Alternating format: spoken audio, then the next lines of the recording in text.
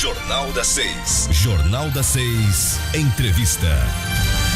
E já está aqui conosco no estúdio da 96 a nossa entrevistada de hoje, a cirurgiã dentista, doutora Mariane Fernandes. Doutora, boa noite. Bem-vinda ao Jornal das 6. Boa noite a todos os ouvintes.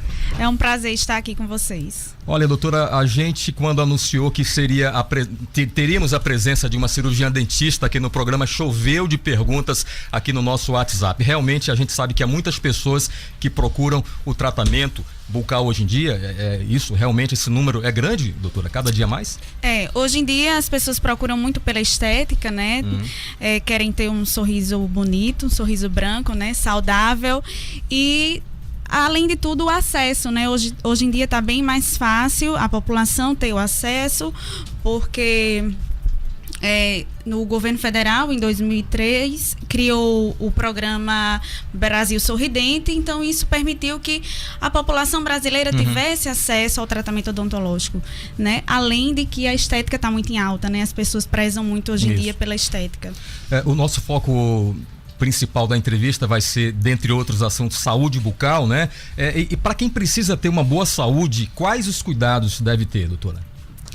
Inicialmente a gente tem que manter uma rotina de higiene bucal, né, para evitar o desenvolvimento de algumas doenças. E eu gosto sempre de dar algumas dicas, né, de cuidados, assim, escolher uma escova de cabeça pequena, de cerdas macias, né? Ter esse hábito, escolher um creme dental que contenha flúor, né? Em relação até à questão do creme dental, doutora, há um detalhe que muita gente entope a escova de dente com a pasta. Igual como vê na propaganda, ele bota muita pasta na escova, mas na verdade é para ser pouquinho, né? É verdade. As pessoas acham que tem esse hábito, né? Que quanto mais creme dental, melhor. A escovação vai ser mais efetiva, mas não. O ideal é que apenas 1 grão de ervilha já é o suficiente para ter uma boa escovação. Não precisa escovar com força, né? A escovação requer movimentos macios, lentos, né? Sempre numa escovação delicada, para não machucar a gengiva, para não agredir o dente. Doutora Mariane, a gente teve aí, ao longo das últimas décadas, uma evidente melhoria na saúde bucal do brasileiro. Especialmente, acredito eu, que por conta da atenção dada às crianças. A fluoretação da água, o trabalho feito nas escolas. E hoje a gente já não vê, como via antigamente com enorme facilidade, pessoas desdentadas ou pessoas, né? Então, a senhora considera esse trabalho de educar a criança para higiene bucal é fundamental para que a gente preserve essa boa qualidade dos dentes do brasileiro? Isso. Hoje em dia a gente procura muito dar orientações educativas e preventivas, né? A odontologia hoje ela é mais conservadora, então essa educação nas escolas ajuda muito, porque as crianças até passam para os pais, né, esse hábito, essa prática de higiene oral, e os pais já passam para os outros filhos, porque é isso, né? A família tem que estar integrada na saúde oral. Então, corroborando com a pergunta que o professor fez aqui, doutora, nós temos também uma relação, é muito importante que desde cedo, desde pequeno, desde criança, que se tenha esse cuidado, mas como é que é essa relação pré-natal e odontologia? Pois é fundamental, né, que a mãe procure o dentista no período gestacional. Hoje em dia já tem o pré-natal odontológico. A mãe precisa receber algumas orientações, né, educacionais, preventivas, porque durante esse período a mãe fica mais letárgica, né, muda os hábitos alimentares. Então tudo isso favorece para que ela perca um pouco do hábito de higienização, ela esquece um pouco, fica um pouco de lado. e acaba desenvolvendo algumas doenças que são mais comuns durante a gestação, como a gengivite, que é uma inflamação na gengiva, a cárie, que apresenta bastante entre as gestantes, né, a erosão dentária pelos enjoos. Então é preciso que a mãe desde de cedo, no período gestacional, já receba essas orientações e orientações de cuidado com o seu bebê, né? Porque depois do aleitamento materno é preciso higienizar a boquinha do bebê. Então, ela precisa estar ciente de todas essas orientações. A cada amamentação, a mãe tem que passar o dedinho na gengiva do bebê? Após a amamentação, a mãe pode usar a fraldinha do bebê ou uma gaze embebida em água filtrada, limpando toda a gengiva, a linguinha do bebê, para remover todos os resíduos. A escovação dos dentes da criança deve começar com que idade? A partir do nascimento dos primeiros dentinhos, já pode iniciar a escovação, né? Hoje em dia já tem uma escova adaptada, que a mãe adapta ao dedo, de silicone. E você pode colocar também um grãozinho, equivalente a um grão de arroz cru, de creme dental. Hoje o creme dental já contém flúor, né? Isso favorece muito a prevenção de cárie. Então a mãe já pode começar a higienizar. Antes do nascimento dos dentinhos, ela limpa só com a gaze embebida em água. Agora, a preservação, pessoas que têm dentes cariados e que não cuidam no tempo certo, essa presença da cárie dental, do dente estragado na boca, acarreta muitos outros tipos de doença, não é, doutora? Além da cárie, né, trazer a destruição do dente, envolve também o aspecto social, né, o aspecto pessoal. E hoje em dia, assim, a gente... Autoestima, com certeza. A gente procura sempre por uma boa qualidade de vida. Então, tem inúmeras consequências que a destruição do dente e a cárie em si pode trazer, né? Doutora Mariane Fernandes, até como cirurgiã dentista também, eu já vi muita situação onde criança ou jovem, adolescente, de repente na escola ou brincando, tropeçou, caiu e o dente bateu com a boca no chão, por exemplo, em algum lugar, e o dente caiu. Eu já vi muita gente pegar aquele dente e jogar fora. Mas me parece que há um tempo, se você acondicionar corretamente esse dente, você pode reimplantá-lo sem nenhum problema, não é isso? Isso. A mãe, nessas situações, ela pode colocar o dente num copinho com leite, ou então na própria saliva, né? É importante que o dentinho ele fique umedecido. E depois de mais ou menos 2 horas, ele pode ser, no máximo 2 horas, assim, ele pode ser reimplantado.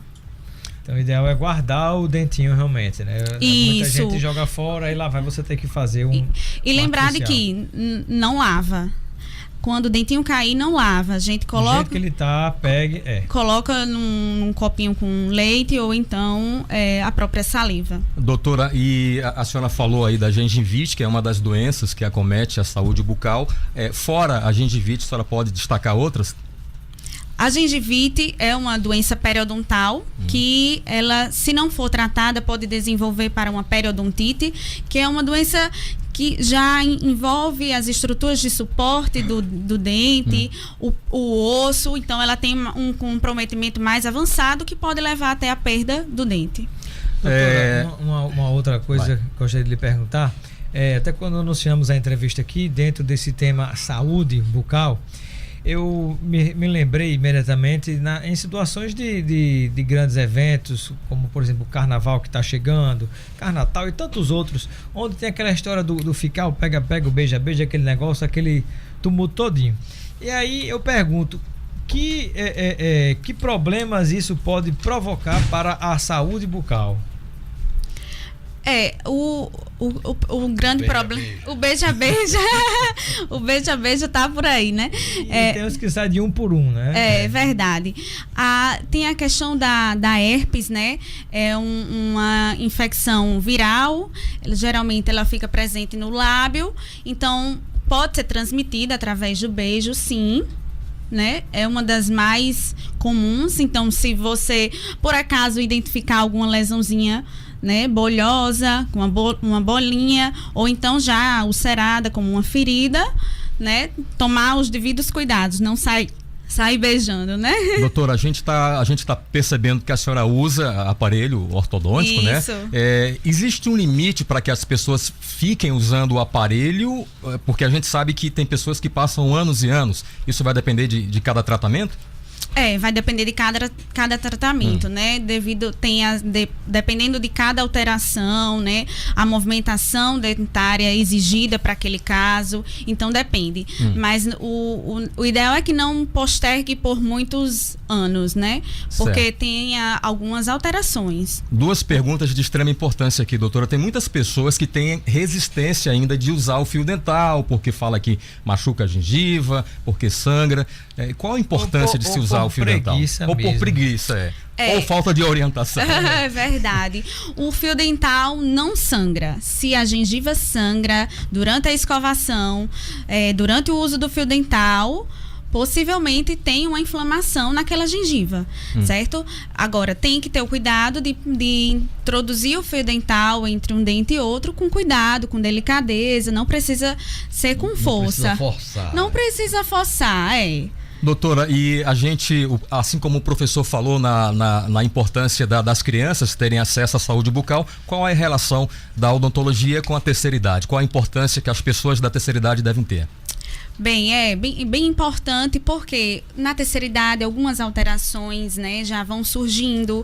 Muitos idosos já fazem uso de vários medicamentos que têm algumas alterações, como xerostomia, né, diminui o fluxo de cálcio, né? Isso, também. diminui o fluxo salivar. A saliva também é muito importante porque ela lubrifica a nossa mucosa, evita o aparecimento de algumas lesões. Então, uma das principais queixas dos idosos são justamente a diminuição do fluxo salivar, né? A boca seca, a sensação de boca seca.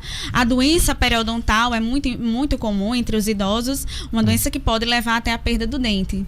A gente sabe que existe a halitose de origem estomacal e tem a halitose de origem bucal. A língua mal escovada pode gerar halitose? Pode sim. O velho mau hálito. O velho mau hálito, né? O velho mau hálito é um dos fatores causais, né, da halitose, a língua mal higienizada, né? Então, por isso que nós temos que ter o cuidado de higienizar os dentes e, em seguida, a língua, né, para remover os restos de alimentos e bactérias que ficam depositadas sobre a nossa língua.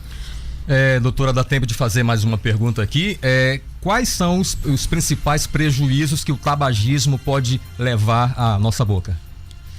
Então, o cigarro, ele traz inúmeras consequências, não só para a nossa saúde em geral, mas como para a nossa boca, nossa cavidade oral, porque ele pode levar ao surgimento, né, de uma doença periodontal e do câncer bucal, né, que está muito em alta. Então, por isso, os fumantes, os tabagistas, têm que ter esse cuidado redobrado, porque eles estão mais predispostos a desenvolver um câncer bucal.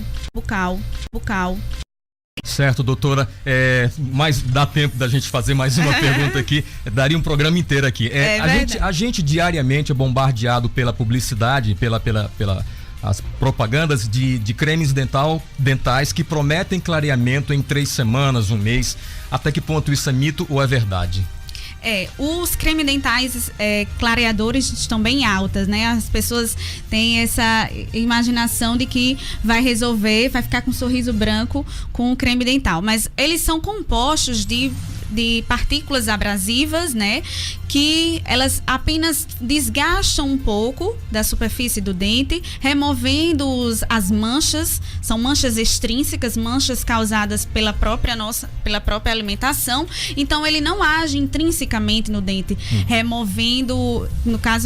ele só remove essas manchas e não agem clareando. A gente tem o falso efeito de que tem um dente clareado, mas na verdade não é, apenas são manchas removidas, né? Tem que procurar o dentista mesmo. Tem que procurar o dentista. Doutora, mais uma vez, o professor quer fazer alguma pergunta? Robson, Não. Jornal das 6 vai ficando por aqui. Obrigado pela sua audiência, pela sua paciência. Mais uma vez, doutora Mariana Fernandes, cirurgiã dentista, obrigado por ter vindo. Obrigada a vocês pela participação. Obrigado ao professor Marco Aurélio Sá, Robson Carvalho e a todos os ouvintes que participaram pelo WhatsApp. Se você perdeu parte do programa, pode ouvir agora a reprise do jornal, acessando a nossa página de podcasts no site www.96fm.com.br, jornal.com.br, jornal.com.br.